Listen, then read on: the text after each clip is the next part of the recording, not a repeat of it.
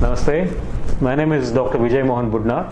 I'm a practicing trauma and orthopedic surgeon at Indiana Hospital, Pumpwell, Bangalore. I've been approached by Indiana Hospital Education Department to share some views about topics of interest related to my specialty with the public. It's going to be a short talk, and I would like to categorize this into 3 different age groups to make it simpler. The elderly population, the middle-aged working population, and the youngsters, teenager and young college student population. What are the problems commonly affecting the elderly?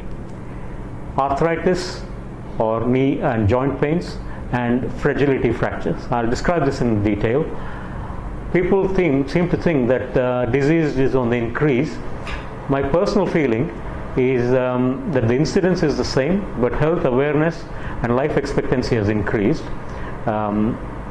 Arthritis or joint pains tends to start in the late 50s or 60s and tends to get really bad once you're in your 70s.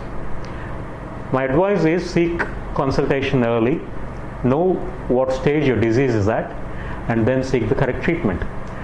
I generally do not advise any major treatment for early arthritis.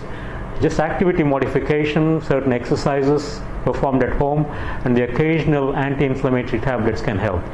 You do not need any surgery, you do not need to see any Ayurvedic practitioner. You can control your disease yourself. Once disease is advanced, such as this, so if you look at this picture here, this is a picture of a knee joint with a lot of arthritis. It's advanced stage.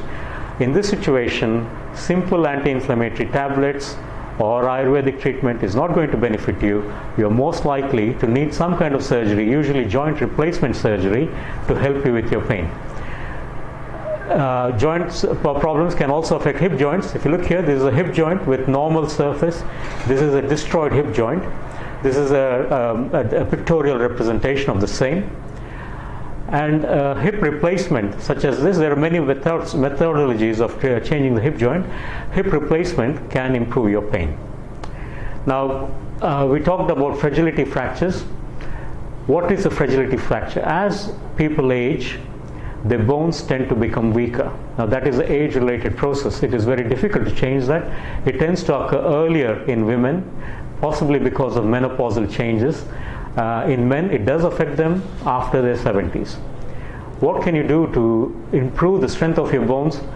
Good, healthy diet and good regular exercise are the best ways of keeping your bones healthy. Now, if you're not able to do either of that for various reasons, then long-term bone supplementation may be useful. What is fragility?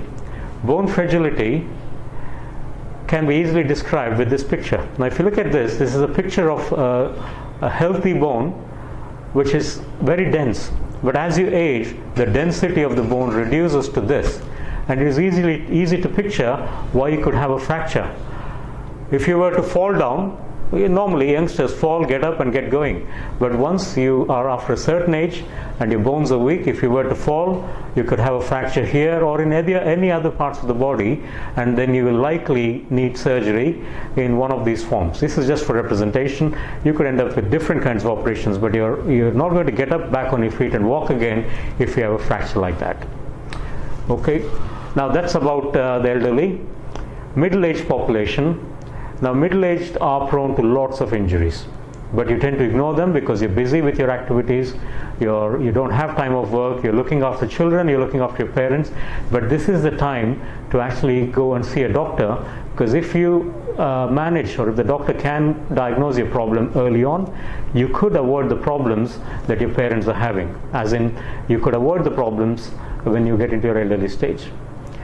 Coming to the biggest group, or the most important group who are creating problems these days, the youngsters.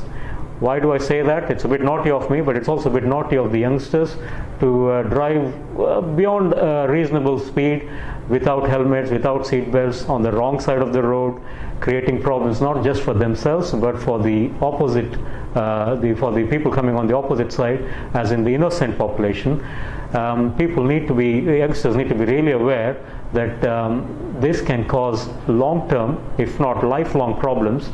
If you end up with a fracture, it's not always a small fracture. I see lots of people coming through our emergency doors who end up with major life-threatening injuries. Now they may get over it, they may improve, but their life may never be the same again. Now imagine if you're an youngster like that, and let's imagine that you're actually innocent. So you're just walking along the road and somebody comes and hits you because they're driving on the wrong side of the road. Now that is an accident they've sustained because of no fault of theirs. That is not fair. So I urge you to take caution on the roads, especially show some responsibility and some care to the oncoming traffic. In simple terms, what I want to finish off this talk by saying that healthcare facilities are improving and there is easy access to healthcare. With relation to orthopedics and trauma, do not delay seeking attention. If you have a doubt, take a consultation. Googling is not enough. Googling is confusing and it just takes you to the wrong department. But if you consult a good hospital, a good orthopedic department, the diagnosis can be made early, treatment can be initiated early, and hopefully future problems can be prevented.